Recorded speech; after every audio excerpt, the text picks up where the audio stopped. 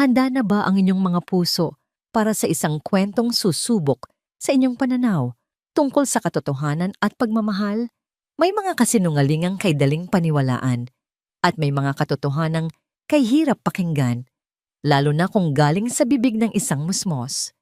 Halina't pakinggan natin ang isang salaysay na magpapatunay na ang pinakamaliit na tinig ang siyang maaaring maging pinakamalakas na sigaw para sa katarungan.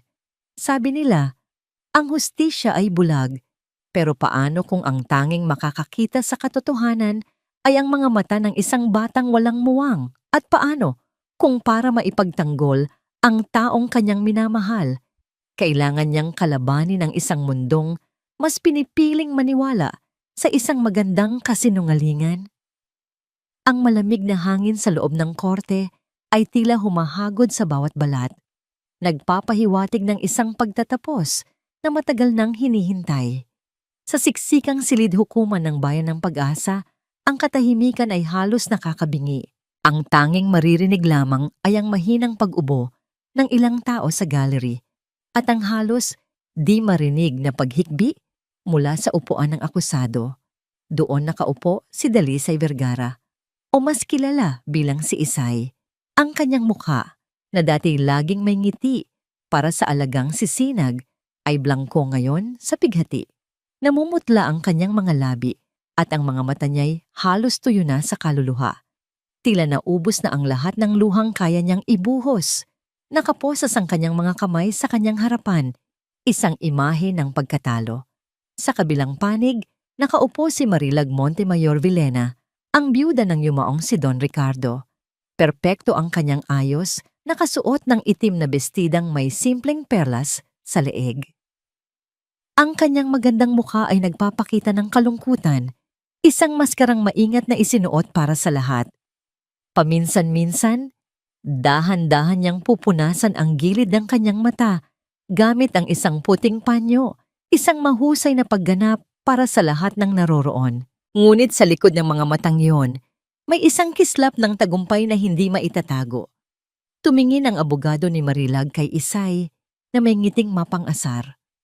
Kakatapos lamang niyang ilahad ang kanyang pangwakas na argumento, ipinipinta si Isay bilang isang sakim na kasambahay na nilason ang kanyang amo para sa pera. Ang lahat ng ebidensya, ang pekeng mga dokumento, ang mga patotoo ng mga bayarang saksi, at ang bote ng lason na natagpuan sa kwarto ni Isay ay lahat tumuturo sa kanya. Itinaas ng hukom ang kanyang maso, ang tunog ng kahoy na tumatama sa kapwa kahoy ay tila isang hatol ng kamatayan. Matapos pakinggan ang magkabilang panig at suriin ang lahat ng ebidensya, nagsimula ang hukom. Ang kanyang boses ay mabigat at may awtoridad. Ang korteng ito ay biglang bumukas ng malakas ang malaking pinto sa likuran ng korte. Ang tunog ay umalingaw-ngaw sa buong silid, pinuputol ang tensyon at nagiging sanhi ng paglingon ng lahat. Sa bukana ng pinto nakatayo ang isang maliit na figura. Isang batang babae na may 8 taong gulang, nakasuot ng puting bestida. Ang kanyang buhok ay bahagyang magulo dahil sa pagtakbo. Ang kanyang dibdib ay mabilis na tumataas baba at sa kanyang mga mata ay mayroong pinaghalong takot at determinasyon. Siya si Sinag del Sol, ang nag-iisang anak ni Don Ricardo. "Ning?" bulong ni Isay. Ang kanyang puso ay biglang tumibok ng malakas. Isang patak ng pag-asa ang biglang sumilay sa kanyang kaluluwang halos mamatay na. Sa isang iglap, nawala ang perpektong pagkakalma sa mukha ni Marilag. Napalitan ito ng purong gulat at galit. Isang mabilis na kislap na agad din niyang itinago sa likod ng kanyang maskara ng pagluluksa. Ngunit nakita ito ni Isay. At sapat na yon. Bago pa man makakilos ang mga gwardya, tumakbo na si Sinag papasok sa korte. Ang kanyang maliliit na paa ay mabilis na humakbang sa sahig na marmol. Ang kanyang mga mata ay nakatuon lamang sa isang tao, ang kanyang yaya Isay. "Huwag po, pakiusap," sigaw ng bata. Ang kanyang tinig ay mataas, ngunit malinaw, puno ng desperasyon. "Guardia! Ilabas ang bata!" Utos ng hukom. Nagulat sa biglaang pangyayari. Ngunit huli na. Nakalapit na si Sinag sa gitna, sa pagitan ng upuan ng akusado at ng mesa ng prosekusyon.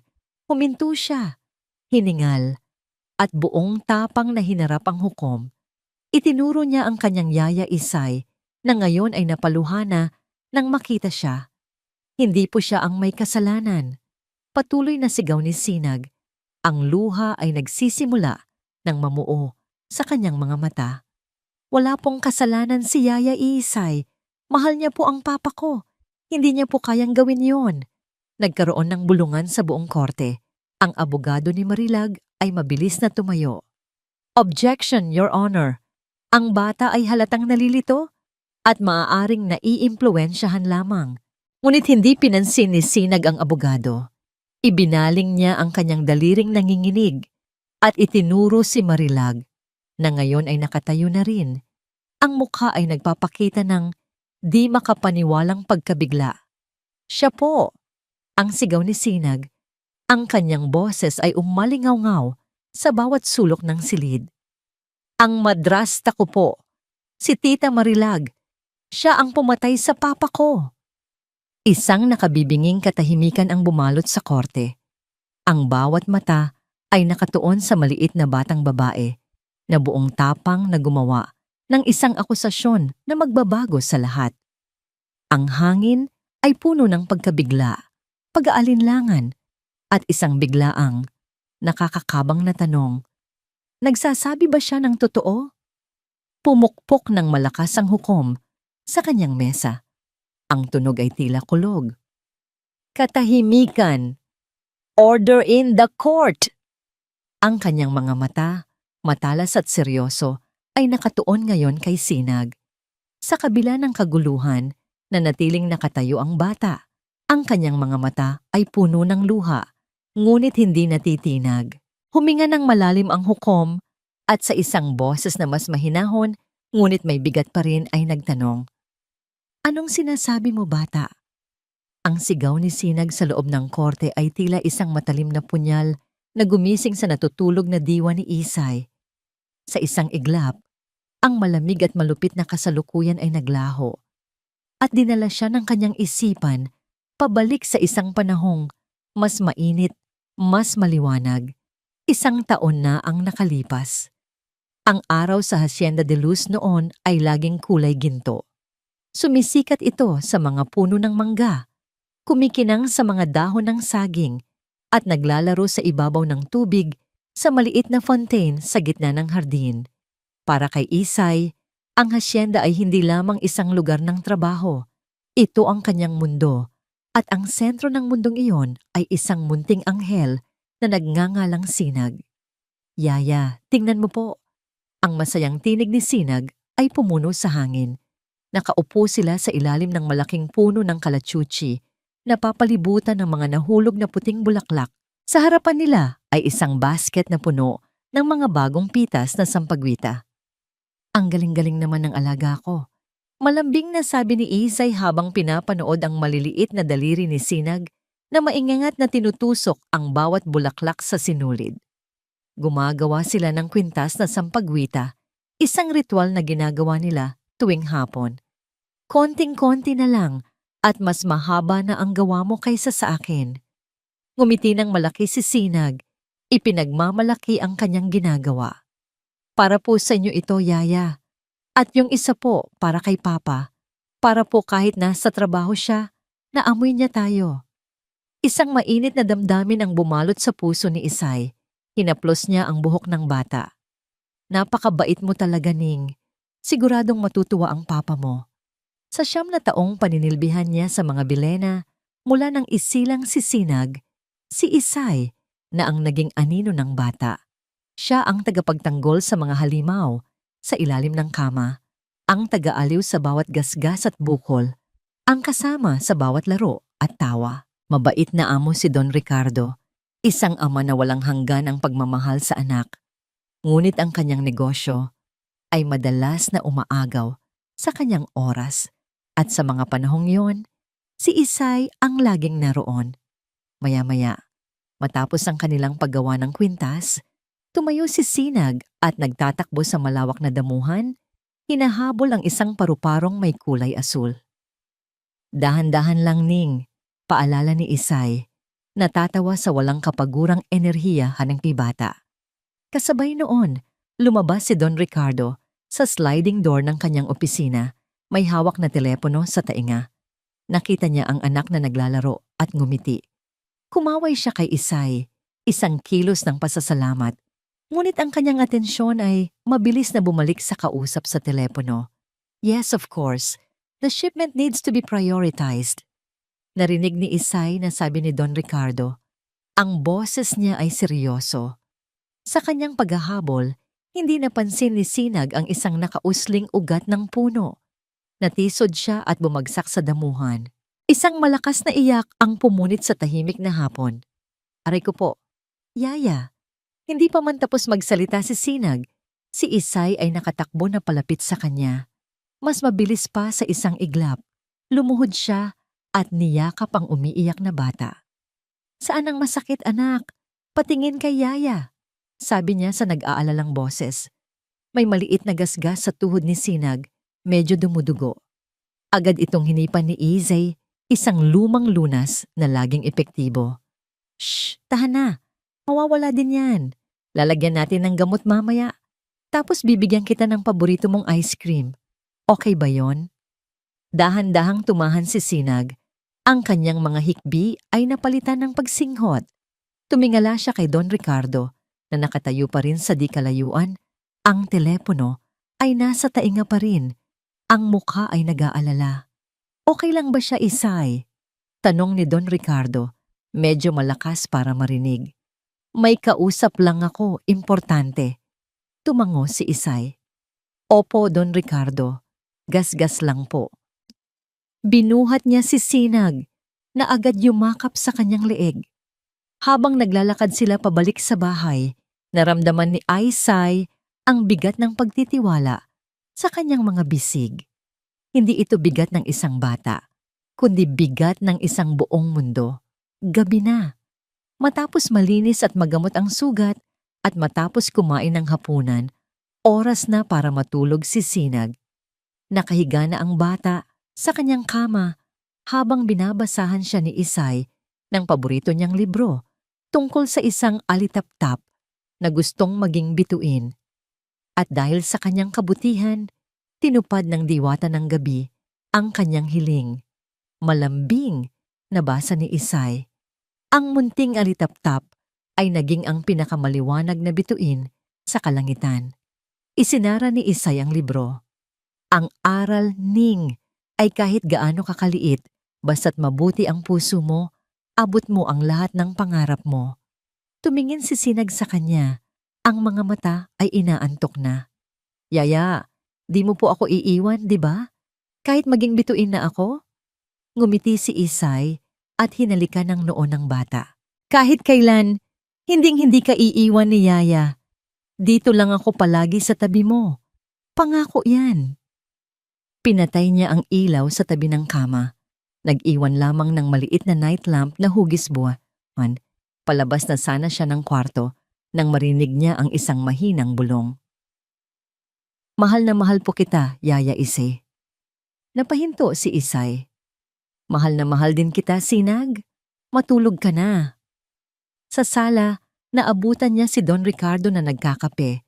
Mukhang pagod ito mula sa maghapong trabaho. Tulog na ba siya? Tanong nito. Opo, Don Ricardo. Kagigising lang po nung umiyak kanina, pero mahimbing na po ulit. Sagot ni Isay. Huminga ng malalim si Don Ricardo at tumingin kay Isay ng may sinseridad sa kanyang mga mata. Salamat, Isay. Maraming salamat sa lahat. Hindi ko alam kung anong gagawin namin kung wala ka. Higit ka pa sa isang yaya para sa kanya. Pamilya ka na namin. Ang mga salitang yon ay nagbigay ng kakaibang init sa puso ni Isay. Trabaho ko po yon, sir. At mahal na mahal ko po si Ning. Ngumiti si Don Ricardo, ngunit may kakaibang kislap sa kanyang mga mata ngayon. Isang kislap ng pananabik at kaba? Mayroon akong magandang balita, Aisay. Sabi niya. Biglang nagbago ang tono. Actually, may sorpresa ako para sa inyong lahat. Umupo siya ng mas tuwid. Ang kanyang mukha ay biglang nagliwanag sa saya. Sa darating na Sabado, may ipapakilala ako sa inyo. Isang taong napakahalaga sa akin. Isang taong makakasama na natin dito sa hasyenda. Ang nangiti sa mukha ni Don Ricardo ay totoo at puno ng pag-asa. Ngunit sa hindi malamang dahilan, sa halip na matuwa, isang malamig na kaba ang biglang gumapang sa dibdib ni Isay. Isang hindi maipaliwanag na pakiramdam ng pangamba na parang anino na dahan-dahang lumalapit sa kanilang maliwanag na mundo. Ang Sabado na yon ay dumating na may kasamang kakaibang hangin. Para kay Sinag, ang buong Hacienda de Luz ay tila naghahanda para sa isang piyesta. Mas abala ang mga kasambahay kaysa karaniwan. Ang mesa sa kanilang malaking hapagkainan ay napapalibutan ng mga sariwang bulaklak at may naamoy siyang masarap na niluluto mula sa kusina. Sino po ba ang darating, Papa? Tanong ni Sinag sa kanyang ama habang inaayos nito ang kanyang kurbata sa harap ng salamin. Ngumiti si Don Ricardo, isang ngangiting abot tainga na matagal nang hindi nakikita ni Sinag. Isang napaka-espesyal na bisita, anak. Gusto kong maging pinakamabait na bata. Kamamaya, ha? Opo, Papa. Masayang sagot ni Sinag. Ang saya ng kanyang ama ay nakakahawa. Kung masaya si Papa, masaya na rin siya. Nang dumating ang hapon, dumating din ang bisita. Isang magarang itim na kotse ang pumarada sa harap ng kanilang bahay. Unang bumaba ang driver at magalang na binuksan ang pinto sa likuran at mula roon, lumabas ang isang babae. Para kay Sinag, para siyang isang reyna sa pelikula. Matangkad at balingkinita ng katawan, nakasuot ng isang pulang bestida na yakap ang kanyang perpektong hubog. Ang kanyang buhok ay itim na itim at nakaayos sa paraang elegante at ang kanyang mukha. Napakaganda. Ngunit ang nangiti niya, kahit na malapad, ay tila hindi umaabot sa kanyang mga mata. Ricardo, mahal, sabi ng babae. Ang kanyang boses ay kasing lambing ng musika. Sinalubong siya ni Don Ricardo ng isang yakap. Marilag, sagot ni Don Ricardo. Puno ng pagmamahal ang kanyang boses. Halika, gusto kong makilala mo ang aking prinsesa. Inakay siya ni Don Ricardo palapit kay Sinag. Si Yaya Isay ay nakatayo sa likuran ng bata. Ang mga kamay ay nasa balikat niya. Lumuhod si Marilag para magpantay sila ni Sinag. Ang kanyang pabango ay amoy bulaklak. Ngunit para kay Sinag, may kasama itong lamig. Hello, Sinag. Ako si Tita Marilag. Sabi nito, ang nangiti ay hindi pa rin nagbabago. Narinig ko na ang dami-daming magagandang bagay tungkol sa'yo. Hello po, mahinang sagot ni Sinag, bahagyang nagtatago sa likod ng binti ni Isay. May kinuha si Marilag mula sa kanyang mamahaling bag. Isang kahon. May dala ako para sa'yo. Binuksan niya ito at inilabas ang isang manika. Ito ang pinakamagandang manika na nakita ni Sinag. Mayroon itong mahabang buhok na kulay ginto, mga matang asul na kumikislap at isang bestidang kulay rosas na puno ng kislap. Ngunit nang iabot ito sa kanya ni Marilag, nag-atubili si Sinag. Sa halip, masinigpitan niya ang yakap sa kanyang luma at medyo gusgusing manika, isang manikang basahan na tinahi ni Yaya Isay para sa kanya. Kunin mo na, anak, sabi ni Don Ricardo. Regalo sa'yo ni Tita Marilag mo. Dahan-dahang kinuha ni Sinag ang bagong manika, ngunit ang isa niyang kamay ay nanatiling mahigpit na nakahawak sa luma niyang laruan. Salamat po, bulong niya. Isang mabilis na anino ng pagkadismaya ang dumaan sa mga mata ni Marilag, ngunit agad itong napalitan ng dati niyang matamis na ngiti. You're welcome, sweetie. Ang hapunan ng gabing iyon ay puno ng tawanan. Tawanan ni na Don Ricardo at Marilag. Si Sinag ay tahimik lamang Pinagmamasdan ng babaeng bigla na lang naging sentro ng atensyon ng kanyang ama. Pinipilit niyang subuan ang kanyang sarili ng gulay, ngunit hindi niya ito gusto. Ning, kainin mo na yung gulay mo. Masustansya yan. Malambing na sabi ni Aisay mula sa kanyang likuran. Ngumuso si Sinag. Ayoko po, Yaya. Mapait. Bago pa man makasagot si Isay, nagsalita si Marilag sa malumanay na tono. Hayaan mo na siya, Isay. Baka ayaw talaga ng bata. Pagkatapos ay bumaling siya kay Don Ricardo. Ricardo? Mahal? Napakalambing ni Isay. Pero baka masyado siyang spoiling.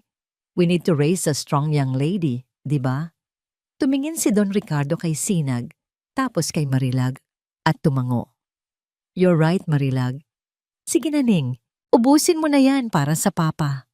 Naramdaman ni Sinag ang isang maliit na kirot sa kanyang dibdib. Bakit sumang-ayon si papa sa sinabi ng babaeng ito? Dati, si Yaya Isay ang laging tama. Pagkatapos ng hapunan, habang naglalaro sa isang sulok ng sala, narinig ni Sinag si Marilag na may kausap sa telepono sa may hardin. Sumilip siya mula sa bintana. Ang matamis na ngiti ni Marilag ay wala na. Ang kanyang mukha ay seryoso at ang kanyang boses ay matalim at malamig. Sinabi ko nang ayusin mo yan. Huwag kang tatawag-tawag dito kung wala kang kwentang balita. Siguraduhin mong malinis ang lahat, sabi ni Marilag sa galit na pabulungi. Bigla itong lumingon na parang naramdaman na may nakatingin. Mabilis na nagtago si Sinag sa likod ng kortina. Nang lumabas si Marilag mula sa hardin at pumasok muli sa sala, nakita niya si Sinag. Agad na bumalik ang matamis niyang ngiti. Oh, nandyan ka pala, sweetie. Naglalaro ka pa rin ba? Tumangulang si Sinag. Ang puso niya ay mabilis na tumitibok. Nang gabing iyon, habang papunta sa kanyang kwarto, nasalubong niya si Marilag sa pasilyo. Wala si Don Ricardo, wala si Yaya Isay. Silang dalawa lang. Lumuhod si Marilag sa harap niya, tulad ng ginawa nito kaninang hapon. Pero ngayon, wala nang nangiti sa kanyang mukha. Ang kanyang mga mata ay tila 2 piraso ng yelo. Hinawakan niya ang balikat ni Sinag, medyo mahigpit. You are a smart girl, Sinag, sabi niya sa mahinang boses, halos isang bulong. Smart girls know when to be quiet. They know how to be obedient. Naiintindihan mo ba ako? Hindi nakapagsalita si Sinag. Tumango na lamang siya, ramdam ang takot na gumagapang sa kanyang likuran. Lumipas ang ilang linggo. Naging regular na bisita si Marilag sa hasyenda. Hanggang sa halos doon na siya tumira. Ang dating masayang tahanan ay unti-unting nabalot ng isang hindi nakikitang tensyon. At isang gabi, sa isang malaking hapunan, inanunsyo ni Don Ricardo ang balita. Gusto kong ibahagi sa inyong lahat, sabi niya. Hawak ang kamay ni Marilag na kami ni Marilag ay magpapakasal na. Pumalakpak ang mga bisita. Niyakap ni Isay si Sinag na parang gustong protektahan ng bata mula sa hindi niya nakikita. Sa gitna ng kasiyahan, lumapit si Marilag kay Sinag na nakatayo sa isang sulok. Nakaangkla pa rin ang ngiti sa kanyang mga labi, ngunit ang kanyang mga mata ay nagsasabi ng ibang kwento. Yumuko siya, ang kanyang mamahaling pabango ay sumasakal sa hangin at bumulong sa tainga ni Sinag sa isang tinig na para lamang sa kanilang dalawa. Mula ngayon, ako na ang reyna sa bahay na ito. Ang kasal ay naging isang malaking pagdiriwang, ngunit para kay Isay, ito ay tila isang seremonya ng pagtatapos. Ang pagtatapos ng kapayapaan sa Hacienda de Luz. Matapos ang kasal, si Marilag Montemayor ay opisyal nang naging si Ginang Villena, ang bagong reyna ng tahanan, gaya ng ibinulong niya kay Sinag. At kasabay ng pagbabago ng kanyang pangalan, tila nagbago na rin ang lahat. Ang dating masayang tawanan sa pasilyo ay napalitan ng isang formal na katahimikan. Ang mga utos ay hindi na ibinibigay ng may pakiusap, kundi may kasamang awtoridad na hindi maaring suwayin. Si Isay, na dati itinuturing na kapamilya, ay naramdaman ang dahan-dahang paglalagay ng isang pader Sa pagitan niya at ni Don Ricardo, isang pader na maingat na itinayo ni Marilag, ladrilyo, bawat ladrilyo, gamit ang matatamis na salita at mga pekeng ng ngiti. Ang unang napansin ni Isay ay ang kalusugan ni Don Ricardo. Nagsimula ito sa isang simpleng ubo na hindi nawawala. "Sir, baka kailangan niyo na pong magpatingin sa doktor." Nag-aalalang sabi ni Isay isang umaga, matapos niyang ihatid ang kape sa opisina nito at marinig ang sunod-sunod na pag-ubo ng amo. "Trabaho lang to, Isay. Sobrang pagod lang siguro," sagot ni Don Ricardo. Pilit nang ngumingiti habang minamasahe ang kanyang sentido. Sakto namang pumasok si Marilag. May dalang isang maliit na tray. "Mahal, narito na ang vitamins mo." Inilapag niya ito sa mesa at hinalikan sa noo ang asawa. "Sinabi ko na sa'yo, Ricardo, you're pushing yourself too hard." Tumingin siya kay Isay na may ngiti. "Salamat sa pag-aalala, Isay, pero ako na ang bahala sa asawa ko." Mayroong diin sa mga salitang asawa ko, isang banayad na paalala kung sino na ang may hawak ng posisyon. Naramdaman ni Isay ang kirot, isang pakiramdam na siya ay itinutulak palayo. Lumipas ang mga araw at ang simpleng ubo ay nasundan ng madalas na pagkahilo.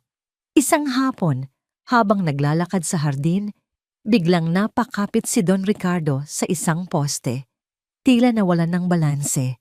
Mabilis na lumapit si Isay at Sinag. "Papa, okay ka lang po?" tanong ni Sinag. Ang mukha ay puno ng pag-aalala. "Okay lang ako, anak. Nahilo lang ako bigla," sagot ni Don Ricardo. Ngunit ang pag-aalala sa mukha ni Isay ay hindi nawala. At ang mas nakapagpabahala sa kanya ay ang reaksyon ni Marilag. Palagi itong kalmado, palaging may handang paliwanag. "Stress lang yan," lagi niyang sinasabi. Kailangan lang ni Ricardo ng mas maraming pahinga. Isang linggo pagkatapos noon, ipinatawag ni Marilag si Isay sa kanilang silid. Sa ibabaw ng kanyang vanity table ay may isang eleganteng bote na gawa sa maitim na salamin. "Isay, tingnan mo," sabi ni Marilag, itinataas ang bote. "Pinakuha ko ito sa isang sikat na herbalist sa probinsya. Ito ay isang special herbal supplement para kay Ricardo. Sabi ng doktor niya, makakatulong daw ito na palakasin ang kanyang resistensya. Mas mabisa raw kaysa sa mga gamot na chemical." Kinuha ni Isay ang bote. Mukha itong mamahalin. Wala namang kakaiba. "Mabuti po kung ganoon, ma'am. Sana po ay makatulong yan kay sir. Ako ang personal na magtitimpla nito para sa kanya araw-araw," sabi ni Marilag. Kinuha pabalik ang bote para masigurado kung tama ang dosis. May kung anong hindi mapakali sa dibdib ni Isay, ngunit isinantabi niya ito. Sino ba naman siya para questionin ang pag-aalaga ng isang asawa sa kanyang kabiyak? Marahil ay nag-aalala lang talaga siya ng sobra. Ngunit ang mga sumunod na pangyayari ay nagsimulang magpatunay na ang kanyang kaba ay may basihan. Nagsimula ito sa maliliit na bagay.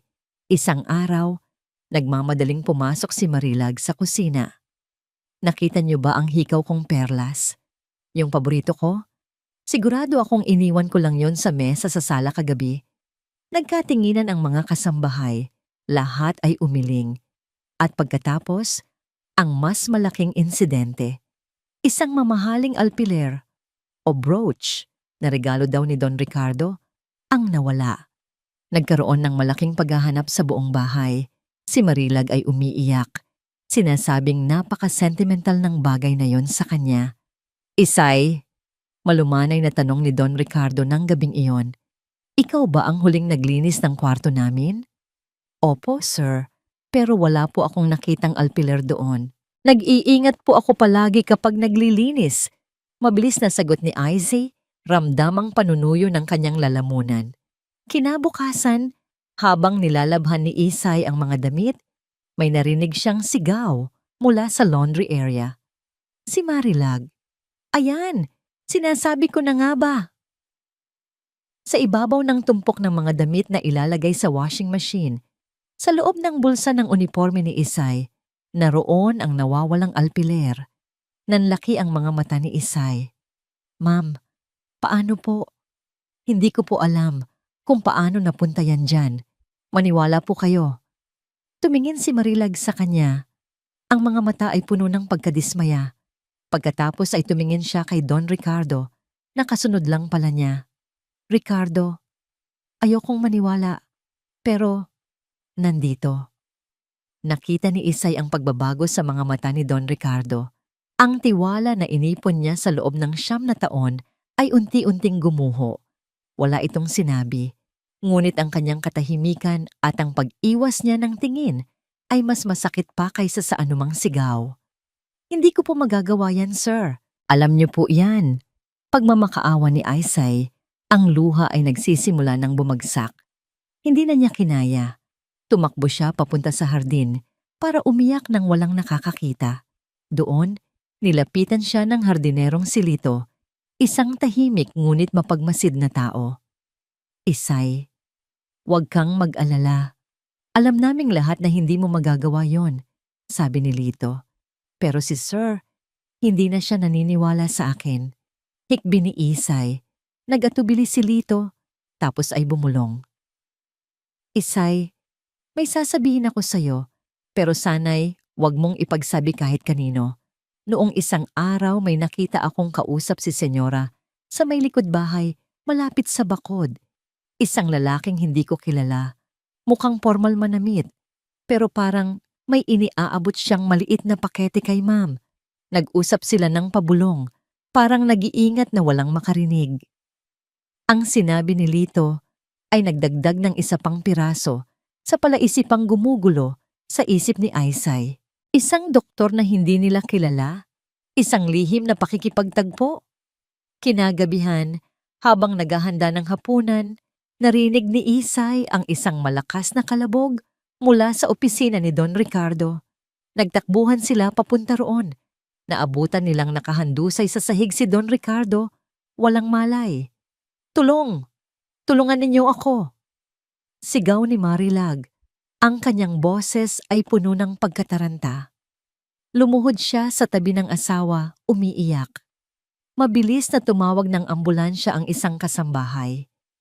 Si Isay, sa kanyang pag-aalala, ay lumapit para sana tumulong. Ngunit sa isang iglap, nang ang atensyon ng lahat ay nasa kay Don Ricardo, nakita niya ito. Sa gitna ng kanyang pag-iyak at pagsigaw, itinaas ni Marilag ang kanyang mukha. Ang kanilang mga mata ay nagtagpo. At sa loob ng isang segundo, isang napakaikling segundo, nakita ni Isay ang isang ngiti sa mga labi ni Marilag. Hindi isang nangiti ng saya, kundi isang nangiti ng tagumpay. Isang malamig, nakakakilabot, at halos hindi mahahalata ng ngiti na agad ding nawala at napalitan ng maskara ng isang nag-aalalang asawa. Ngunit nakita ito ni Isay. At sa sandaling iyon, ang lahat ng kanyang kaba at pagdududa ay nagkaroon ng pangalan. At ang pangalang iyon ay kasamaan. Ang pagkahimatay ni Don Ricardo ay nag-iwan ng isang makapal na kumot ng takot sa buong Hacienda de Luz. Dinala siya sa ospital, ngunit pagkatapos ng ilang araw ay pinauwi rin. Sabi ng mga doktor na personal na kinausap ni Marilag, labis na pagkapagod daw ang dahilan. Binigyan siya ng mga bagong gamot at pinayuhang magpahinga. Ngunit para kay Sinag, ang bahay ay hindi na isang lugar ng pahinga.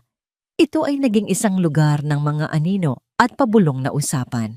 Ang kanyang ama ay palaging nasa silid, laging natutulog o mukhang mahina. At si Marilag, ang kanyang tita, Marilag, ay naging ang hindi mapapantayang anghel, tagapagbantay nito. Laging nasa tabi, laging may dalang gamot o pagkain. Ngunit nakikita ni Sinag ang hindi nakikita ng iba.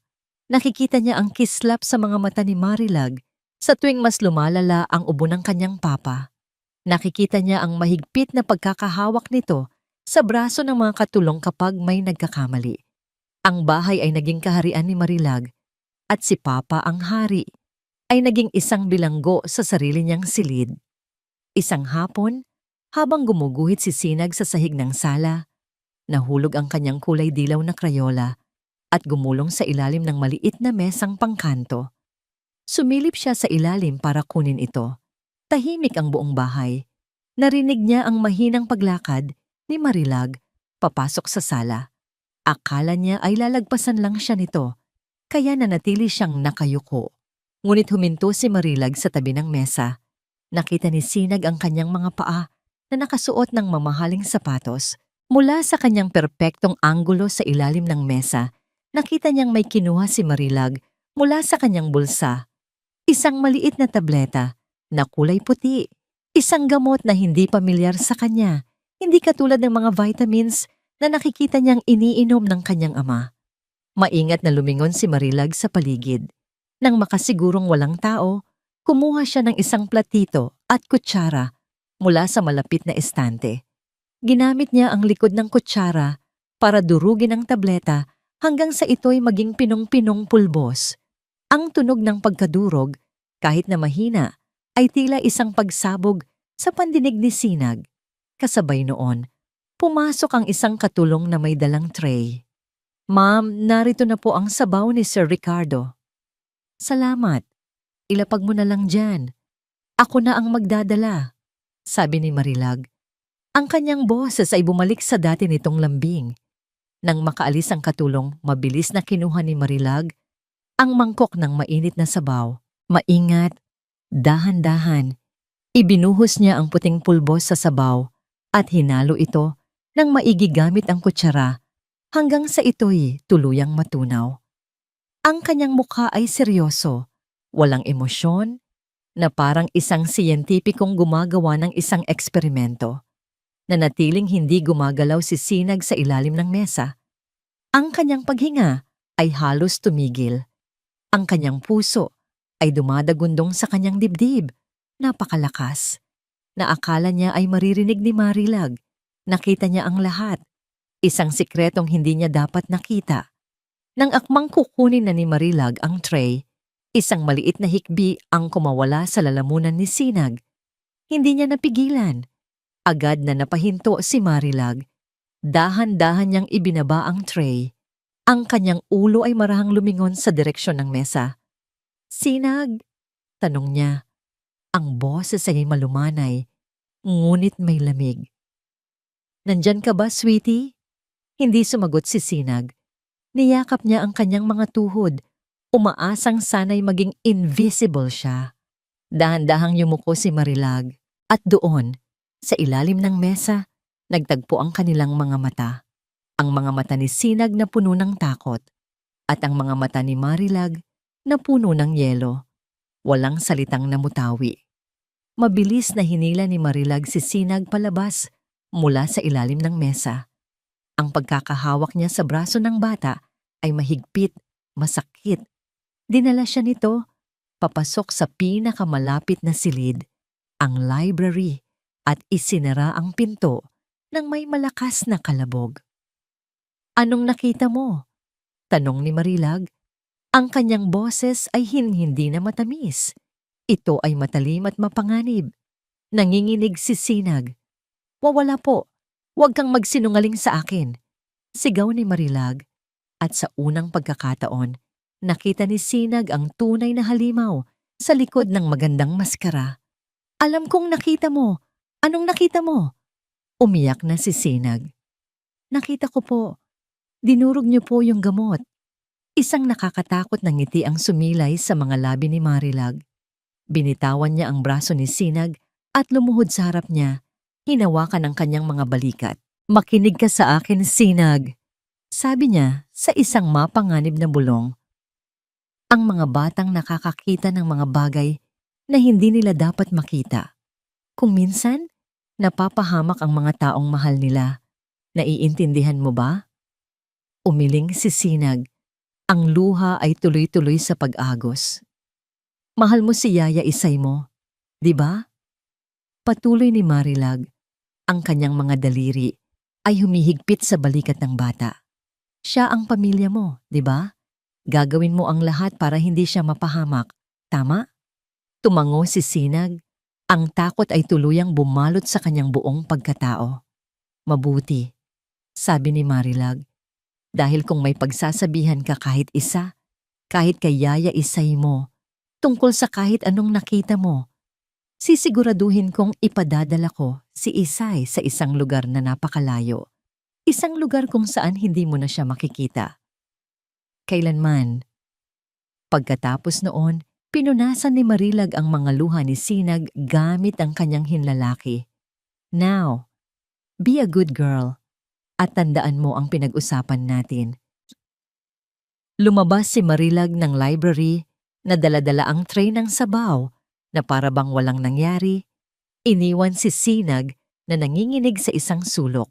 Nang hapong iyon, sinubukan ni Sinag na magsalita.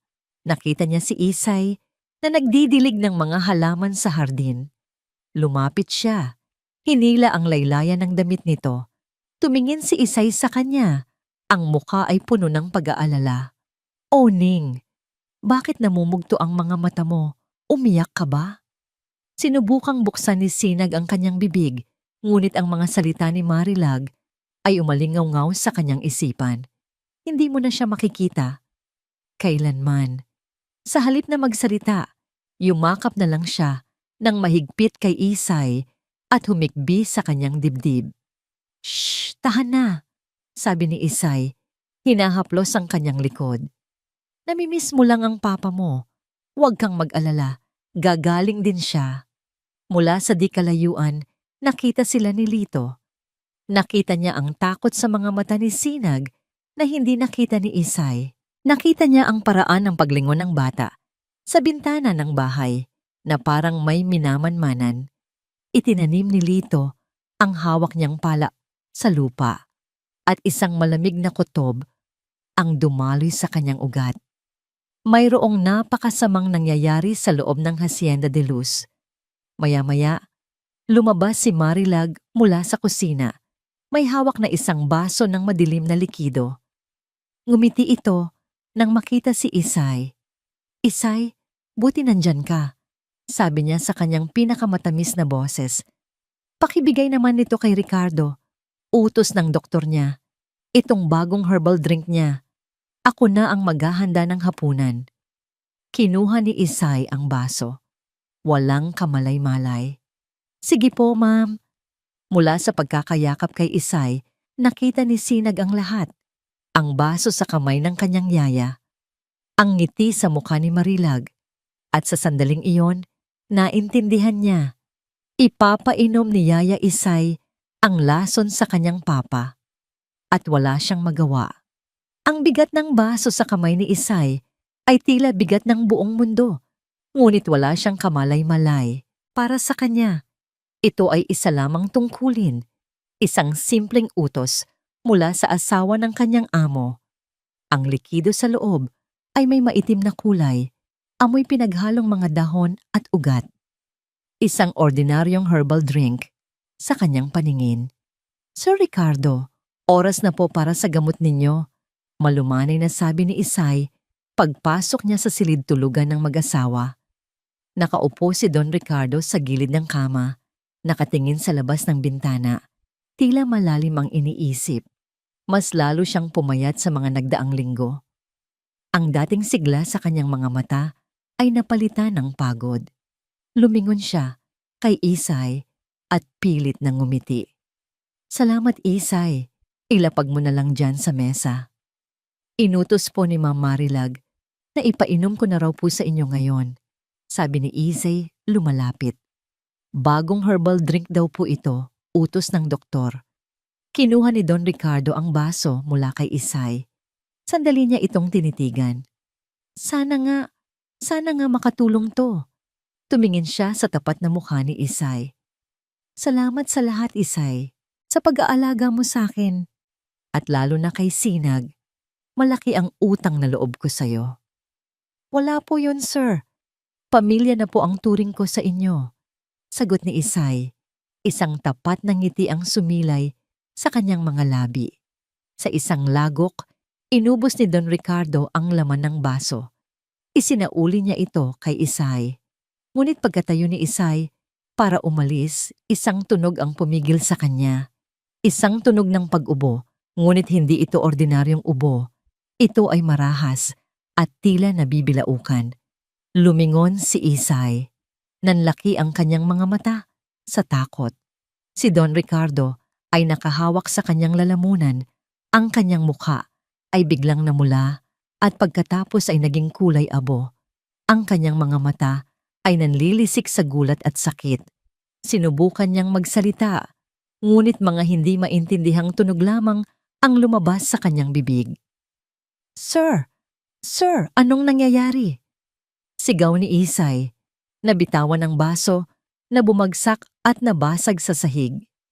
Nagsimulang manggisay si Don Ricardo. Ang kanyang katawan ay nanginginig ng marahas. Bumagsak siya mula sa kama at gumulong sa sahig. Ang bibig ay naglalabas ng bula. Ang takot ay bumalot sa buong pagkatao ni Isay. Hindi niya alam ang gagawin. Napasigaw na lamang siya ng napakalakas. "Tulong! Tulong!" Sa isang iglap, bumukas ng malakas ang pinto. Pumasok si Marilag. Hindi na may ngiti, kundi may isang perpektong maskara ng pagkasindak. Ngunit ang kanyang mga mata ay kalmado, malamig, nagmamasid. "Anong ginawa mo?" Ang nakakabinging sigaw ni Marilag, ngunit hindi ito nakaturo sa nangyayaring trahedya, kundi direkta kay Isay. "Hindi ko po alam, ma'am. Bigla na lang po. Pagkatapos niyang inumin yung..." Napahinto si Isay. Ang kanyang utak ay biglang nagproseso ng lahat. Ang herbal drink! Ang pag-uutos ni Marilag! Ang ngiti nito kanina! Ang lahat! "Anong ginawa mo sa asawa ko?" Paulit-ulit na sigaw ni Marilag na parang isang sirang plaka. Habang ang ibang mga kasambahay ay nagsisimulang magdatingan, ang kanilang mga mukha ay puno ng pagkalito at takot. "Tumawag kayo ng ambulansya! Bilis!" Sigaw ni Marilag sa kanila, bago muling bumaling kay Isay na ngayon ay napaluhod na sa sahig, nanginginig sa pagkabigla. "Hayop ka! Nilason mo siya! Nilason mo ang asawa ko!" Mula sa pintuan ng silid, nakatayo si Sinag. Narinig niya ang sigaw at tumakbo siya papunta roon. Ngayon, nakikita niya ang bangungot na nagkakatotoo sa harap ng kanyang mga mata. Ang kanyang ama na nakahandusay sa sahig. Ang kanyang yaya Isay na umiiyak at umaatras sa isang sulok. At si Marilag na parang isang artista sa entablado na itinuturo ang daliri kay Isay. Hindi po totoo yan," bulong ni Sinag, ngunit walang nakakarinig. Ang kanyang mga paa ay tila nakapako sa sahig. Mabilis na dumating ang mga pulis, halos kasabay ng ambulansya. Ang eksena ay perpektong nakaayos. Isang naghihingalong milyonaryo, isang basag na baso sa sahig, isang asawang hysterical, at isang yaya na walang masabi, kundi, "Hindi ko po alam." "Siya," sabi ni Marilag sa mga pulis. Ang luha ay dumadaloy sa kanyang magandang mukha. "Siya ang nagpainom sa kanya. Mayroon silang alitan nitong mga nakaraang linggo. Ninakawan niya kami. Ngayon, ito naman ang ginawa niya." "Hindi po totoo yan." Sa wakas ay nakasigaw si Isay. "Ma'am, maawa po kayo. Kayo po ang nag-utos sa akin na ibigay yan." "Sinungaling," ganti ni Marilag. "Halughugin ninyo ang kwarto niya. Sigurado akong may makikita kayo." Sinunod ng mga pulis. At gaya ng inaasahan, sa ilalim ng kama ni Isay, sa loob ng isang maliit na kahon ng sapatos, natagpuan nila ang isang maliit na bote na may lamang pulbos. Mayroon itong etiketa na may bungo at 2 butong nag-krus, lason para sa daga. Isang ebidensyang itinanim doon ni Marilag. Ilang araw na ang nakalipas. Gumuho ang mundo ni Isay. Walang sino man ang maniniwala sa kanya. Ang lahat ay nakaplano. Siya ang ginawang salarin. Pinusasan ng mga pulis ang kanyang mga kamay. Habang hinihila siya palabas ng silid, ang kanyang mga mata ay desperadong hinanap ang isang tao. Si Sinag.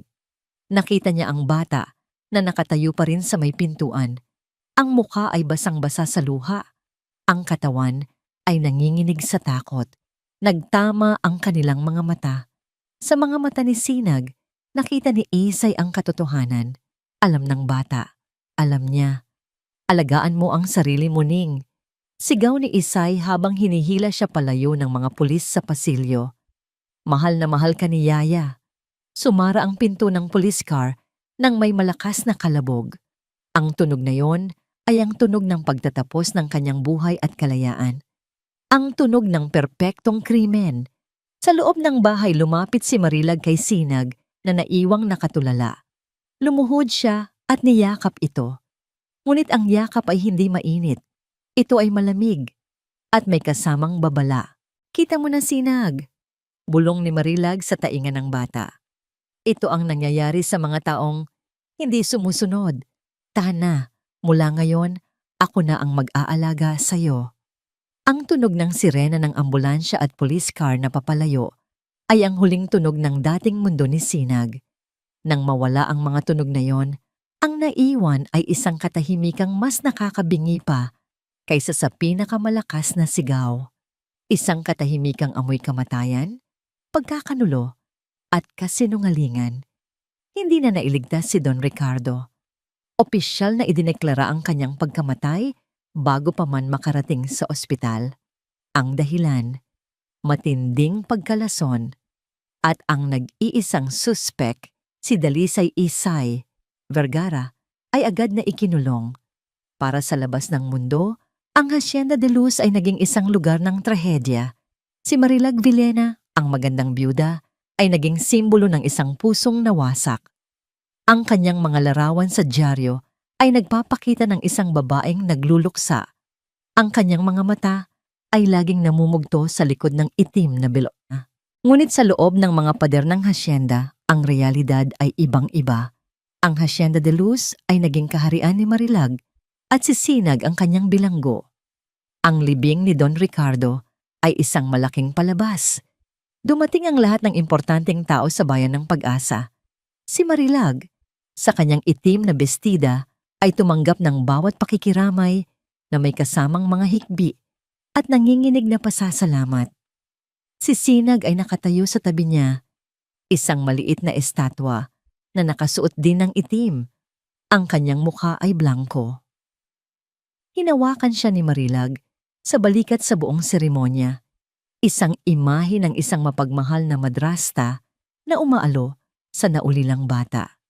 Ngunit ang pagkakahawak ni Marilag ay hindi malambing. Ito ay mahigpit, isang babala, isang paalala kung sino ang may kontrol. Pagkatapos ng libing, nagsimula ang tunay na impyerno para kay Sinag. Ang kanyang kwarto, na dati puno ng liwanag at mga laruan, ay naging kanyang selda. Hindi na siya pinapayagang maglaro sa hardin. Ang kanyang mga araw ay ginugugol sa loob ng bahay, palaging nasa ilalim ng mapagmasid na mga mata ni Marilag. O nang bago nitong personal na katulong, isang babaeng may matalim na tingin na hindi kailanman ngumingiti. Isang araw, pumasok ang abogado ng kanyang ama sa bahay para kausapin si Sinag. Para lang ito sa investigasyon, sabi ng abogado. Bago sila iwanang mag-usap, lumuhod si Marilag sa harap ni Sinag. Hinaplos niya ang pisngi ng bata, ngunit ang kanyang mga mata ay malamig. Sinag, mahal, alam kong nalilito ka pa, bulong niya. Sapat lang para marinig nilang dalawa. Tandaan mo, sasabihin mo lang sa kanya ang totoo. At ang totoo ay, nakita mong naglagay si Yaya Isay mo ng kung anong bagay sa inumin ng papa mo, tama ba? Tumingin si Sinag sa mga mata ni Marilag. Nakita niya ang banta. Nakita niya ang imahe ni Yaya Isay na hinihila palayo. Tumango siya ng dahan-dahan. Sa harap ng abogado, ganoon nga ang sinabi niya. Isang kasinungalingang masakit bigkasin na parang mga bubog na dumadaan sa kanyang lalamunan. Pagkatapos, umalis ang abogado na may pagtango. Kontento na sa kanyang narinig. At si Marilag ay ngumiti. Sinubukan ni Sinag na lumaban sa sarili niyang paraan. Isang gabi, nakita niyang naiwan ni Marilag ang cellphone nito sa sala. Alam niyang may numero doon, si Lito, ang hardinero. Dahan-dahan siyang lumapit, kinuha ang telepono. Nanginginig ang kanyang mga daliri habang hinahanap ang pangalan ni Lito. Ngunit bago pa niya ito mapindot, isang anino ang tumabon sa kanya. "Anong ginagawa mo?" Ang boses ni Marilag ay mahinahon, ngunit nagpatindig ito ng balahibo sa batok ni Sinag. Mabilis niyang ibinaba ang telepono, ngunit huli na. Kinuha ito ni Marilag mula sa kanyang kamay. Nakita nito ang pangalan ni Lito sa screen. Hindi siya sinigawan ni Marilag. Mas malala pa roon. Ngumiti ito. Si Lito, ang matapat na hardinero. Itinago niya ang telepono. Sa tingin ko, oras na para magbawas ng mga tauhan dito sa hasyenda. Masyado nang maraming gastos. Kinabukasan, hindi na nakita ni Sinag si Lito. Pinalis siya ni Marilag na parang alikabok. Ang huling sinag ng pag-asa ni Sinag ay nawala. Ang buhay ni Sinag ay naging isang walang katapusang pagkukunwari. Sa umaga, pinipilit siyang mag-aral kasama ang isang private tutor na kinuha ni Marilag. Sa hapon, pinipilit siyang samahan si Marilag sa pamimili kung saan ipapakita ni Marilag sa lahat kung gaano siya kamahal na ina. Ngunit pagsapit ng gabi, kapag silang dalawa na lang, ang maska ay nalalaglag.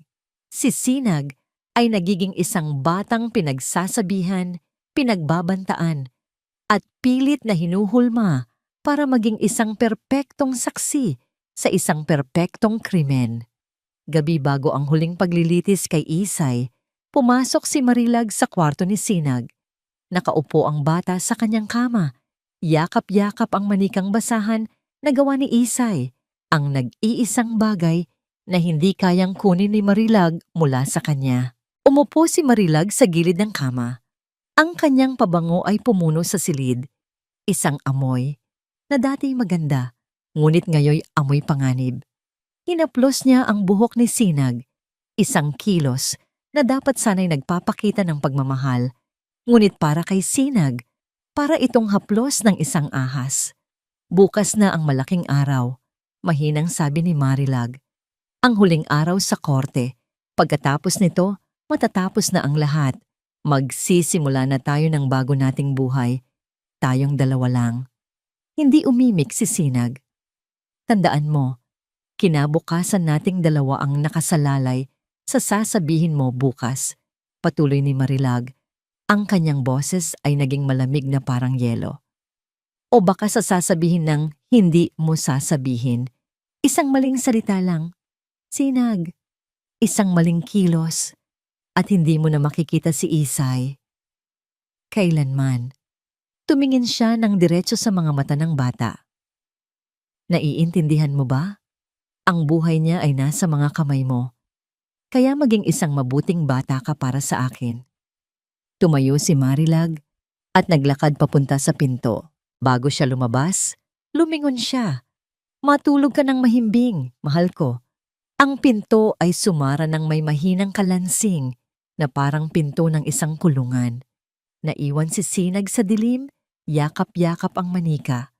Ang mga luha ay tahimik na dumaloy sa kanyang mga pisngi. Pakiramdam niya ay wala na siyang pag-asa, na wala na ang lahat. Ngunit sa gitna ng kadiliman, sa loob ng kanyang maliit na puso, isang maliit na baga ang nagsimulang mag-apoy. Isang baga ng grit. Isang baga ng pagmamahal para sa kanyang yaya Isay. At isang baga ng determinasyon. Hindi pa tapos ang lahat. Walang tulog na dumating para kay Sinag ng gabing iyon. Ang mga salita ni Marilag ay parang mga multo na sumasayaw sa dilim ng kanyang kwarto. Hindi mo na makikita si Isay kailanman. Ang bawat salita ay isang kadena na pumupulupot sa kanyang puso. Ngunit sa ilalim ng bigat ng mga kadenang iyon, ang maliit na baga ng determinasyon na nagsimula sa kanyang dibdib ay hindi namatay. Sa halip, ang bawat paghikbi na kanyang pinigilan, ang bawat alaala ng ngiti ni Yaya Isay ay nagsilbing hangin na lalong nagpaalab dito. Hindi niya hahayaang mangyari ito. Hindi niya hahayaang manalo ang kasamaan. Ang kanyang Yaya Isay ay mabuti. Ang kanyang papa ay mabuti. At ang pagmamahal nila ay hindi dapat mamatay kasama ng mga kasinungalingan. Kinabukasan ang araw ng paghuhukom, ito na ang kanyang huling pagkakataon. Sa baba, abala si Marilag. May mga bisita itong importanteng kaibigan. Mga taong kailangan niyang panatilihin ang imahe ng isang kaawa-awang biyuda. Narinig ni Sinag ang kanilang mga tawanan mula sa sala. Ito na ang pagkakataon. Dahan-dahan, lumabas siya ng kanyang kwarto. Ang bawat hakbang niya sa pasilyo ay maingat. Ang bawat anino ay tila isang kalaban. Dumaan siya sa tapat ng sala. Nakita niya si Marilag na nakatalikod. Tumatawa sa isang biro ng bisita. Hindi siya dumaan sa pangunahing pinto. Dumiretso siya sa kusina. Ang mga katulong ay abala sa paghahanda ng merienda. Walang pumansin sa maliit na batang dumaan na parang pusa. Ang target niya, ang bintana sa likod ng lababo. Maliit ito, pero sapat na para sa kanya. Maingat niyang itinulak ang isang upuan palapit. Umakyat siya, nanginginig ang mga binti. Ang trangka ng bintana ay medyo kinakalawang at matigas. Ginamit niya ang lahat ng kanyang lakas para itulak ito pataas. Gumawa ito ng isang maliit na langit-ngit. Napahinto si Sinag. Ang puso niya ay kumakaripas sa kanyang dibdib. Lumingon siya. Walang nakapansin. Itinulak niya ang bintana hanggang sa bumukas ito ng sapat. Sumiksik siya palabas. Ang kanyang bestida ay sumabit ng bahagya sa isang pako, ngunit hinila niya ito ng malakas. Bumagsak siya sa malambot na damuhan sa labas. Hindi niya ininda ang sakit.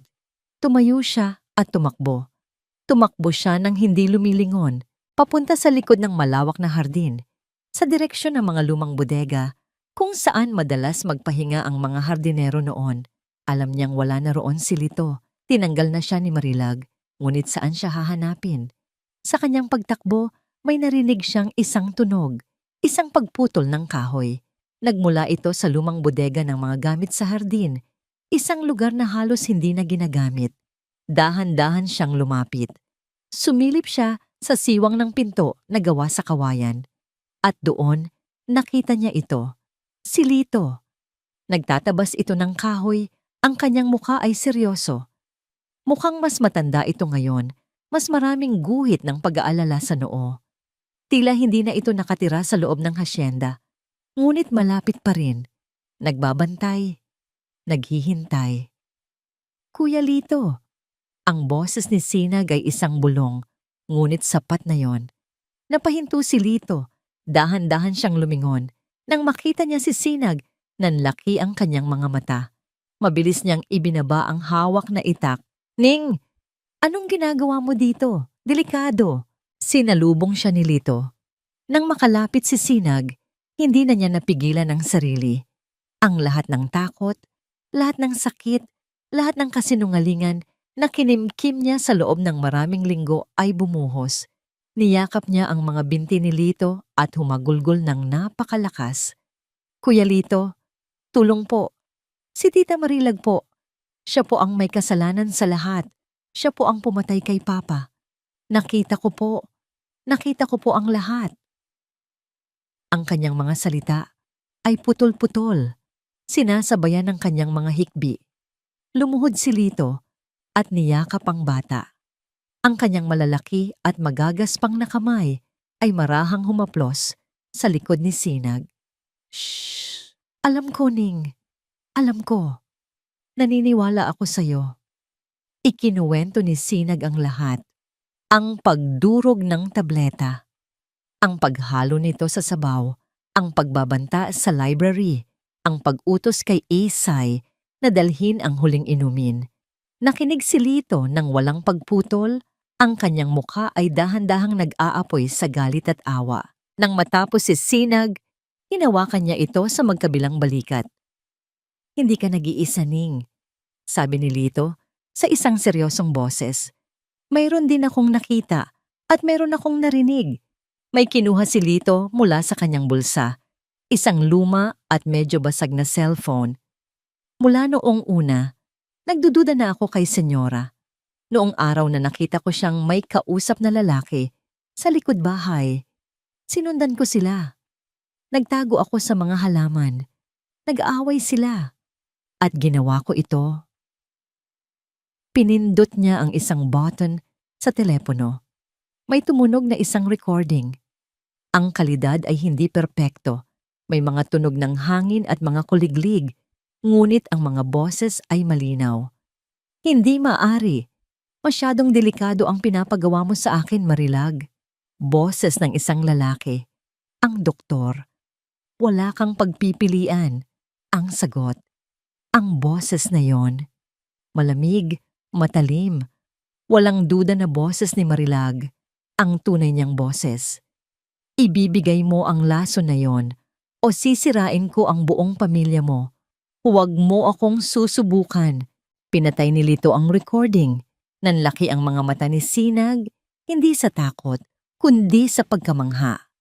Ang lason na nakita niyang dinurog, ang banta na kanyang narinig sa library, ang lahat ng kasamaang kinimkim niya sa kanyang dibdib. Lahat ng yon ay totoo. At ngayon, mayroon ng katibayan. Hindi lamang siya ang nakakaalam. Narinig niyo po, bulong ni Sinag. Ang kanyang boses ay nanginginig ngunit puno ng bagong pag-asa. Narinig niyo po talaga si Tita Marilag. Tumango si Lito. Ang kanyang mukha ay seryoso at determinado. Matagal ko nang tinago yan, Ning. Natakot ako. Pagkatapos kang tanggalin sa trabaho, sino ba naman ako para paniwalaan laban sa isang Senyora Villena? Isang hamak na hardinero lang ako. Baka ako pa ang baliktarin at pagbintangan. Huminga siya ng malalim. Pero mali ako na nanahimik lang. Araw-araw, kinakain ako ng konsensya ko habang alam kong si Isay ang nagdurusa sa kulungan para sa kasalanang hindi niya ginawa.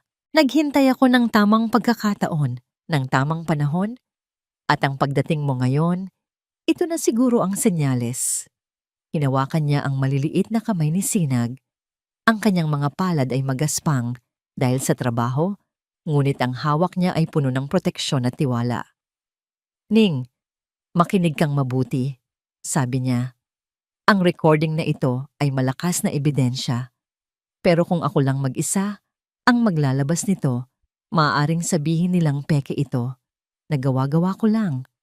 Pero kung ikaw, ang anak ni Don Ricardo, ang magsasabi ng lahat ng nakita mo, at kung iparirinig ko ito bilang suporta sa'yo, baka sakaling pakinggan tayo ng korte. Ang plano ay nagsimulang mabuo sa kanilang mga isipan. Isang plano na mapanganib, isang sugal na ang nakataya ay ang kalayaan ni Isay at ang kanilang mga buhay. Ano po ang gagawin natin? Tanong ni Sinag. Ang kanyang boses ay hindi na boses ng isang batang takot, kundi boses ng isang munting sundalo na handa ng lumaban. Kailangan mong bumalik sa loob ng bahay nang hindi ka niya napapansin. Magpanggap kang natutulog o naglalaro lang sa kwarto mo. Huwag kang magpapahalata ng kahit ano, utos ni Lito. Bukas, sasama ka sa kanya sa korte. Nandun din ako, sa likod, magmamasid. Lumuhod si Lito para magpantay ang kanilang mga mata. Ang kanyang tingin ay seryoso, puno ng bigat ng kanilang gagawin. Ning, makinig ka. Bukas, sa korte, lahat sila ay magsisinungaling. Sasabihin nilang masama si Yaya Isay mo. Sasabihin nilang nalilito ka lang dahil sa nangyari. Susubukan ka nilang takutin. Hinigpitan niya ang hawak sa mga kamay ng bata. Pero ang katotohanan ay nasa panig natin. At mas malakas yon kaysa sa kahit anong kasinungalingan nila. Inabot niya ang kanyang lumang cellphone kay Sinag. Itago mo to. Huwag mong ipapakita kahit kanino. Kapag nasa korte na tayo, hintayin mo ang senyalis ko. Ngunit agad din niyang binawi. Hindi. Masyadong delikado. Ako na ang magtatago nito. Ang kailangan ko lang sa'yo ay ang tapang mo. Tumayo siya at ginulo ang buhok ng bata. Sige na, bumalik ka na. At tandaan mo, huminto si Lito. At ang kanyang huling mga salita ay tila isang basbas at isang mabigat na responsibilidad na iniatang sa mga balikat ng isang 8 taong gulang na bata. Kailangan mong maging matapang bukas, Ning. Kapag tinawag ka nila, iyon na ang pagkakataon natin. Ang tanong ng hukom ay bumitin sa hangin. Isang tanikalang humihila sa lahat pabalik sa kasalukuyan. Anong sinasabi mo, bata? Para kay Isay, na kanina pa'y lumulutang sa dagat ng mga alaala, ang sigaw ni Sinag ay isang salbabida at isang ankla ng sabay. Inangat nito ang kanyang espiritu mula sa pagkakalunod sa kawalan ng pag-asa, ngunit kasabay nito'y ibinagsak siya sa isang bagong takot. Ang takot para sa kaligtasan ng bata. Ang munting anghel niya ay sumusuong sa isang lungga ng mga demonyo para sa kanya. Lahat ng mata sa korte ay nakatuon ngayon kay Sinag. Ang mga bulungan ay naging isang malakas na ugong. Si Marilag, na sandaling natigilan, ay mabilis na nakabawi. Tumingin siya sa kanyang abogado. Isang halos hindi mahahalata na pagtango ang ibinigay. Agad na tumayo ang abogado. Your Honor, with all due respect, sabi ng abogado, ang kanyang boses ay kalmado, ngunit may pahiwatig ng pangiinsulto. Ang bata ay malinaw na dumadaan sa isang matinding trauma. Ang kanyang ama ay namatay sa kanyang harapan. Siya ay nalilito. Ang kanyang mga sinasabi ay produkto ng isang isipang ginugulo ng pighati. Hindi ito maaring ituring na isang seryosong testimonya. Ngunit hindi inalis ng hukom ang kanyang tingin kay Sinag. Hayaan natin siyang magsalita. Tumingin siya sa bata. Bata, lumapit ka dito.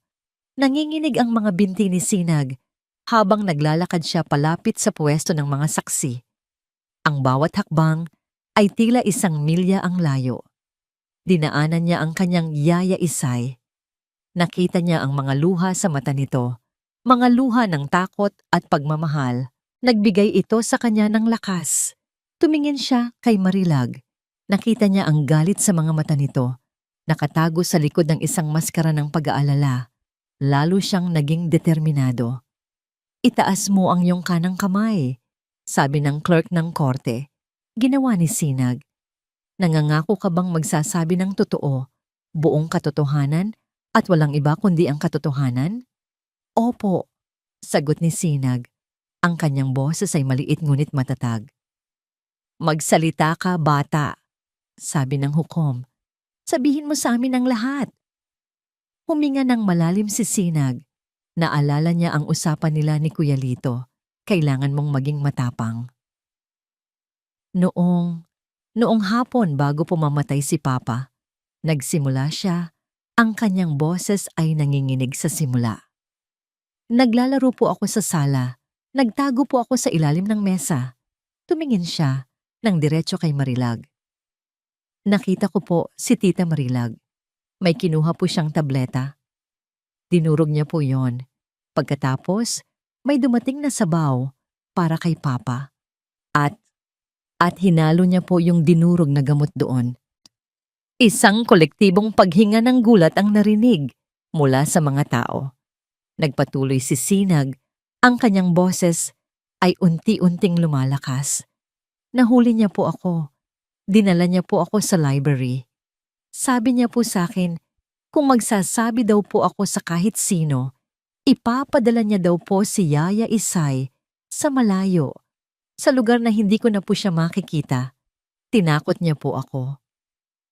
Sa puntong yon, tumayo na ang abogado ni Marilag. Ang kanyang mukha ay puno ng pagkagalit. Objection! Ito ay isang kwentong gawa-gawa lamang ng isang bata. Overruled, kalmadong sabi ng hukom. Magpatuloy ka, bata. Nagsimula ng mamasa ang mga mata ni Sinag. Tapos po, yung huling inumin ni Papa, yung herbal drink. Si Tita Marilag po ang nagbigay noon kay Yaya Isay. Inutusan niya po si Yaya. Wala pong alam si Yaya.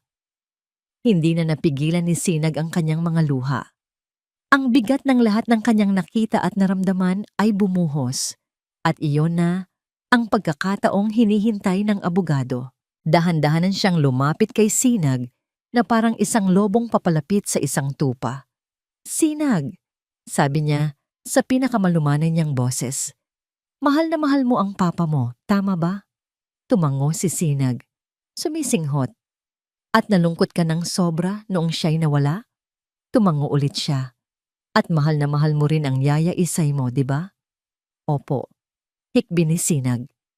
Hindi ba't totoo, Sinag? Patuloy ng abogado.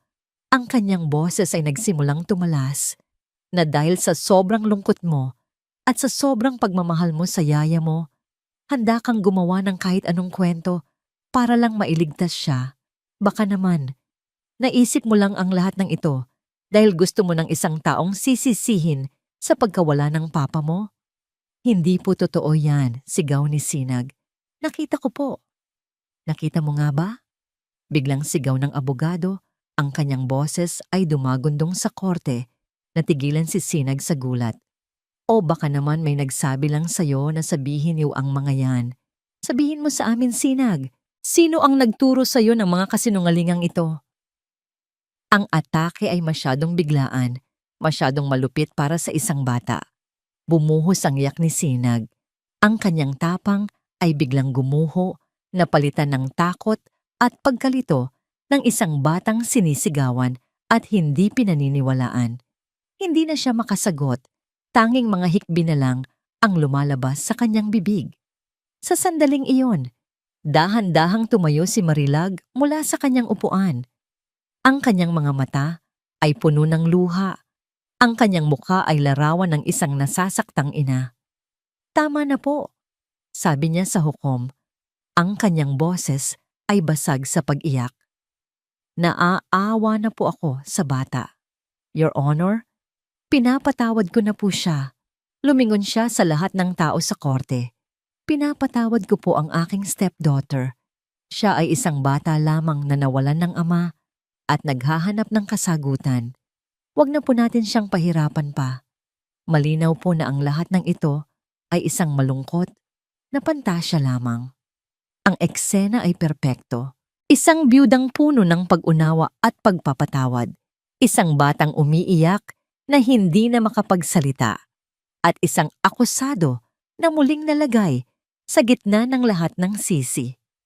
Para kay Isay, ang sandaling pag-asa na kanyang naramdaman ay namatay na parang kandilang hinipan ng hangin. Nakita niya si Sinag na niyayakap ng isang court officer. Umiiyak pa rin. Nakita niya ang mga mapanuring tingin ng mga tao na ngayon ay kumbinsido na sa kwento ni Marilag. Natalo na sila. Ang huling barahan nila ay naubos na at wala itong nagawa. Ang hukom ay umubo para makuha ang atensyon ng lahat. Ang kanyang mukha ay seryoso, walang mababakas na emosyon. Tumingin siya kay Sinag, pagkatapos ay sa prosekusyon. Ito ay isang seryosong akusasyon mula sa isang bata. Sabi niya, ang kanyang boses ay mabigat. Ngunit kung walang matibay na ebidensya, napahinto ang hukom sa pagsasalita. Hinahayaan ang bigat ng kanyang mga salita na bumalot sa buong silid. Isang matamis, halos hindi mahahalata, nangiti ang unti-unting namuo sa mga labi ni Marilag habang pinagmamasdan niya ang eksena sa kanyang harapan. Ang umiiyak na si Sinag, ang talunang si Isay, ang kumbinsidong hukom. Perpekto. Ang lahat ay naaayon sa kanyang plano. Tapos na ang laro. Nanalo na siya. Sa wakas, ang yaman ng mga bilena, ang hasyenda, ang kapangyarihan, lahat ay mapapasa kanya na. Nang walang anumang anino ng pagdududa. Ang mga salita ng hukom, kung walang matibay na ebidensya, ay musika sa kanyang pandinig. isang formalidad na lamang bago tuluyang isara ang kaso at ipadala si Isay sa impyerno kung saan ito nararapat. Itinaas na ng hukom ang kanyang maso. Ito na. Ngunit bago pa man tuluyang makapukpok ng maso ang hukom, isang boses ang pumutol sa katahimikan. Your Honor, paumanhin po sa abala. Ang boses ay hindi malakas, ngunit ito ay matatag at puno ng paggalang, kaya't nakuha nito ang atensyon ng lahat. Nanggaling ito sa likurang bahagi ng korte mula sa hanay ng mga ordinaryong manonood. Dahan-dahang lumingon ang lahat. Doon, dahan-dahang tumayo si Lito manalastas. Ang dati nilang hardinero. Nakasuot lamang siya ng simpleng polo shirt at pantalon. Ang kanyang hitsura ay hindi nababagay sa formalidad ng korte, ngunit ang kanyang mga mata ay hindi natitinag. Sino ka? Tanong ng hukom, bahagyang naimbierna sa pagkaantala. Kumunot ang noo ni Marilag. Si Lito? Anong ginagawa ng basurang yan dito? Isang maliit na kaba ang nagsimulang kumiliti sa kanyang dibdib, ngunit mabilis niya itong iwinaksi. Ano naman ang magagawa ng isang hamak na hardinero? Ako po si Lito Manalastas, Your Honor. Dati po akong hardinero sa Hacienda de Luz, sagot ni Lito. Ang kanyang boses ay nanginginig ng bahagya, ngunit ang kanyang determinasyon ay buo. Mayroon po sana akong nais ipakita sa korte, isang ebidensya na makakatulong para malaman ang buong katotohanan. Natawa ng mahina ang abogado ni Marilag. Objection, Your Honor. This is highly irregular. Sino po ba ang taong ito para bigla na lang magpresenta ng ebidensya sa gitna ng paglilitis? Ngunit ang hukom ay tila naging interesado. Anong klaseng ebidensya ang sinasabi mo, Ginoong Manalastas? Hindi sumagot si Lito. Sa halip, dahan-dahan siyang naglakad papunta sa harapan. Sa kanyang kamay, hawak niya ang kanyang luma at basag na cellphone. Bawat hakbang niya ay tila isang dagundong sa pandinig ni Marilag. Ang maliit na kaba ay lumalaki na, nagiging isang halimaw ng takot. Hindi maaari. Your Honor, kung maaari ko lang pong gamitin ang sound system ng korte. Pakiusap ni Lito sa clerk. Sa isang senyas mula sa hukom, pinayagan siya. Nanginginig ang kamay ni Lito habang ikinakabit niya ang isang maliit na wire mula sa kanyang cellphone papunta sa audio input ng korte. Isang maliit na tunog ng feedback ang umalingaw-ngaw na nagpatigil sa lahat ng bulungan. Sa sandaling iyon, ang lahat ng kumpiyansa ni Marilag ay nagsimulang matunaw na parang yelo sa ilalim ng araw. Ang dugo ay tila umalis sa kanyang mukha. Ang kanyang paghinga ay naging mabilis at mababaw. Tumingin siya kay Sinag na ngayon ay tumahan na sa pag-iyak at nakatingin kay Lito na may pag-asa sa mga mata. Pagkatapos ay tumingin siya kay Lito. Nagtama ang kanilang mga mata. At sa mga mata ni Lito, nakita ni Marilag hindi ang takot ng isang alipin, kundi ang determinasyon ng isang tagapaghatid ng katarungan. Pinindot ni Lito ang play.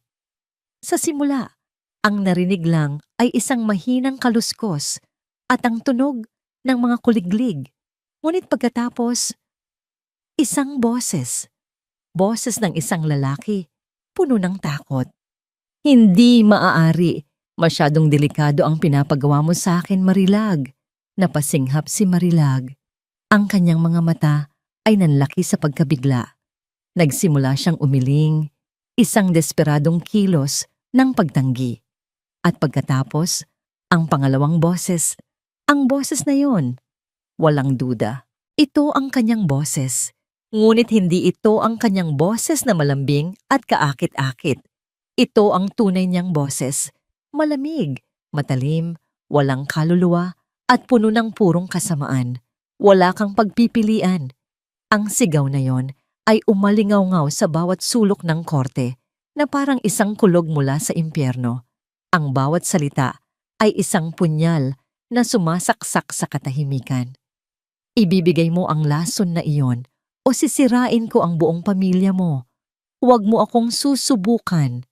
Pagkatapos ng huling salita, pinatay ni Lito ang recording. Ang sumunod ay isang katahimikang mas mabigat pa kaysa sa kamatayan.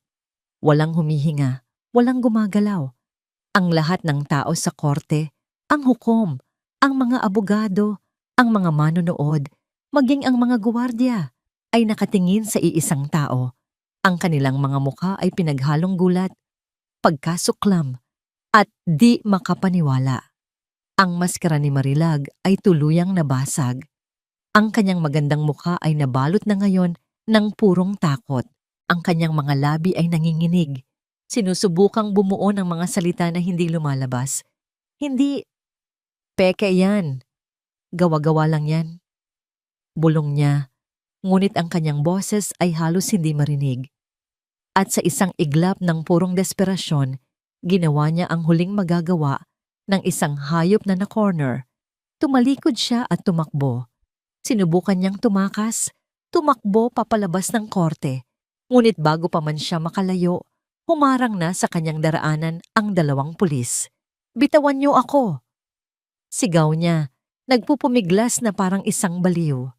Ang kanyang elegante at perpektong ayos ay naglaho na, napalitan ng isang desperadong halimaw na nahuli sa bitag.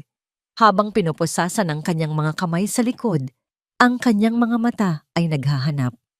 Nakita niya si Isay na dahan-dahang tumatayo. Ang mga luha ng pag-asa ay dumadaloy na sa kanyang pisngi. Nakita niya si Sinag na nakatayo sa tabi ni Lito. Ang maliit nitong muka ay nagpapakita ng tapang na bumuwag sa kanyang kaharian.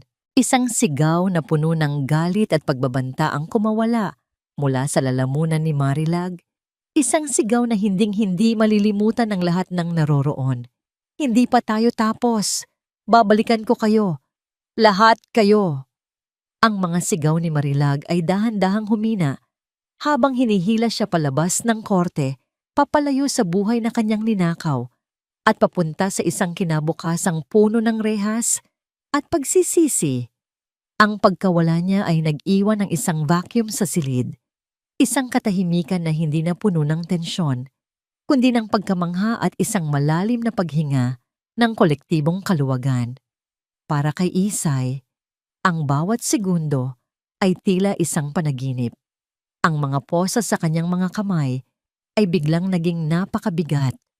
Isang paalala ng bangungot na malapit nang matapos. Tumingin siya sa kanyang mga palad, sa mga markang iniwan ng malamig na bakal. Pagkatapos, itinaas niya ang kanyang tingin. Sa kabilang panig ng silid, nakita niya si Sinag, ang munting anghel na lumaban para sa kanya. Ang bata ay hindi na umiiyak. Nakatayo ito sa tabi ni Lito. Ang kanyang maliliit na balikat ay tuwid. Ang kanyang mga mata ay nakatuon lamang sa kanya. Sa mga matang iyon, nakita ni Isay ang isang tapang na higit pa sa edad nito. Isang pagmamahal na kayang bumuwag ng anumang kasinungalingan.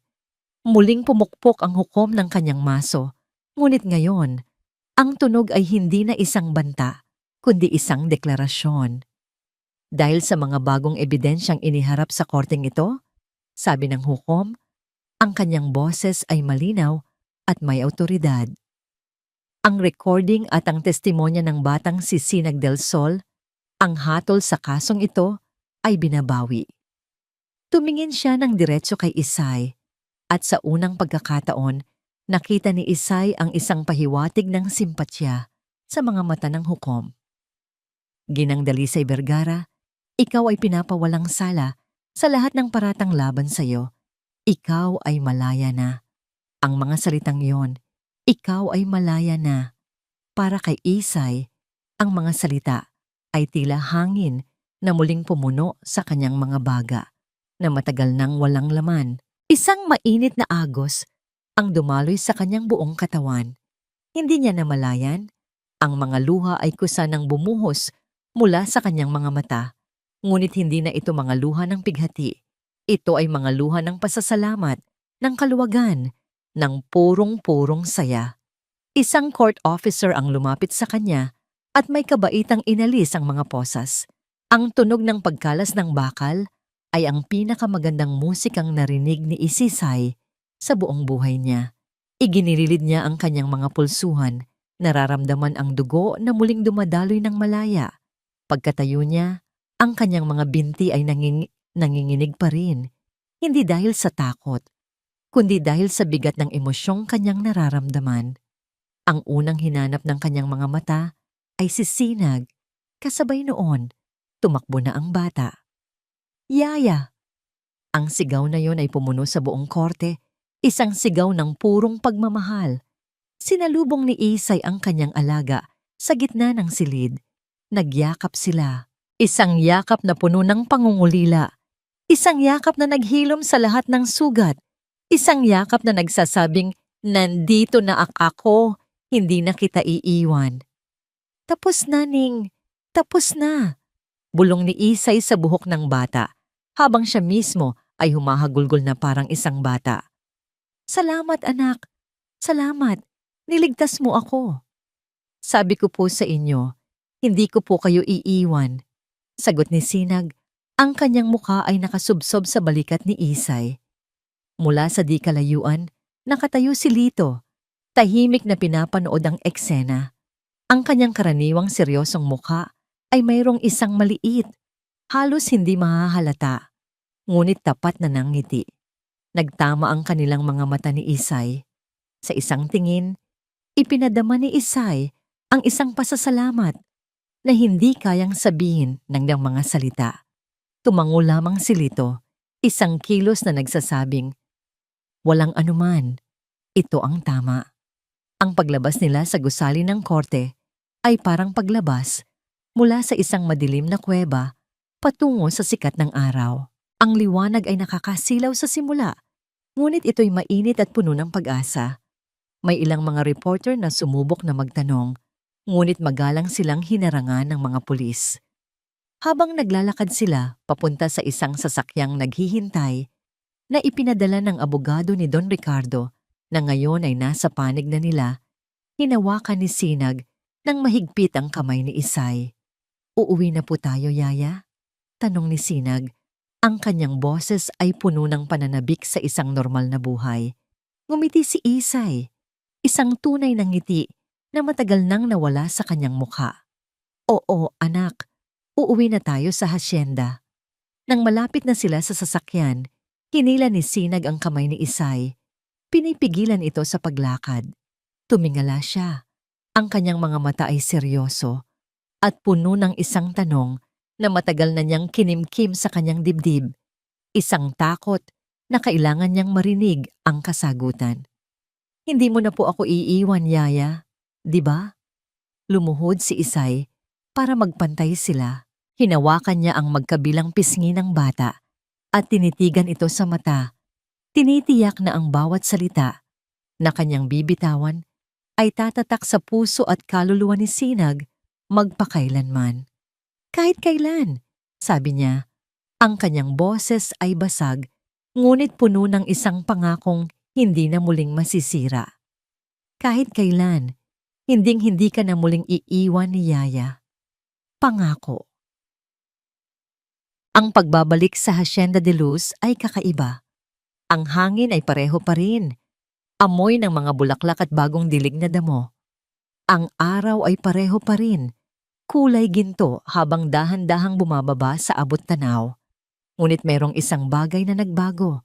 Ang mabigat na kumot ng takot at kasinungalingan na bumalot sa lugar sa loob ng maraming buwan ay naglaho na parang isang masamang panaginip na tinangay ng bukang liwayway. Ang mga dating kasambahay na pinatalsik ni Marilag ay muling tinawagan. Si Lito ay opisyal nang ibinalik sa kanyang trabaho, hindi na lamang bilang hardinero, kundi bilang katiwala ng buong hasyenda. Isang posisyong karapat-dapat sa kanyang katapatan. Ang bahay ay unti-unting muling napuno ng mga pamilyar na muka at tunog ng masayang pagtatrabaho. Napuno itong muli ng buhay. Ilang buwan ang lumipas. Isang hapon, ipinatawag ng abogado ng pamilya sina Isay, Sinag, at Lito sa opisina ni Don Ricardo. Isang silid na matagal nang hindi nabubuksan. Ang alikabok ay pinunasan na at ang mga bintana ay muling binuksan para papasukin ang liwanag. Mayroon akong mahalagang bagay na kailangan ninyong malaman, sabi ng abogado, habang binubuksan niya ang isang malaking brown na sobre. Ito ang huling habilin ni Don Ricardo. Mayroon siyang isinulat na karagdagan ilang linggo bago siya pumanaw. Huminga ng malalim ang abogado at nagsimulang magbasa. Ang testamento ay naglalaman ng mga legal na bagay tungkol sa pamamahagi ng kanyang mga ari-arian, na lahat ay mapupunta sa kanyang nag-iisang anak na si Sinag. Ngunit mayroong isang espesyal na probisyon sa dulo. At sakaling mayroong anumang hindi inaasahang mangyari sa akin, basa ng abogado, ang boses niya ay nagpapahiwatig ng bigat ng mga salita. At kung ang aking asawang si Marilag Montemayor, sa anumang dahilan, ay mapatunayang hindi karapat-dapat na mag-alaga sa aking anak, ang aking huling kahilingan ay ang legal na pangangalaga kay Sinag del Sol ay ipagkatiwala kay Dalisay Vergara. Natigilan si Isay. Napatingin siya sa abogado, pagkatapos ay kay Sinag. Hindi siya makapaniwala sa kanyang narinig. Siya ay higit pa sa isang kasambahay. Patuloy ng abogado sa pagbasa. Siya ay nagpakita ng isang katapatan at pagmamahal sa aking anak na hindi kayang tumbasan ng kahit anong yaman. Sa kanyang mga kamay, alam kong ang aking Sinag ay lalaking mabuti, ligtas, at puno ng pagmamahal. Ito ang aking huling habilin. Ang mga luha ay muling dumaloy sa mga pisngi ni Isay. Mga luha ng pasasalamat sa isang taong kahit sa huling sandali ng kanyang buhay ay hindi nawala ng tiwala sa kanya. Niyakap niya si Sinag na ngayon ay legal na niyang alaga. Ang kanyang munting anghel, ang kanyang anak. Pagkatapos ng pagpupulong, habang papalabas sila ng opisina, nagkasabay sina Isay at Lito sa pasilyo.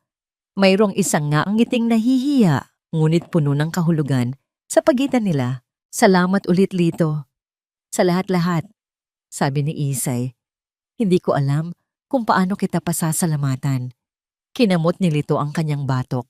Isang kilos na hindi nababagay sa kanyang seryosong imahe. Wala yon, Isay. Ginawa ko lang ang tama. Sandali siyang nag-atubili. Kung kailangan niyo ng tulong sa pag-aalaga kay Ning o sa kahit ano, nandito lang ako. Isang mainit na damdamin ang dumaloy sa puso ni Isay. Sa mga mata ni Lito, nakita niya ang parehong katapatan na minahal niya kay Don Ricardo.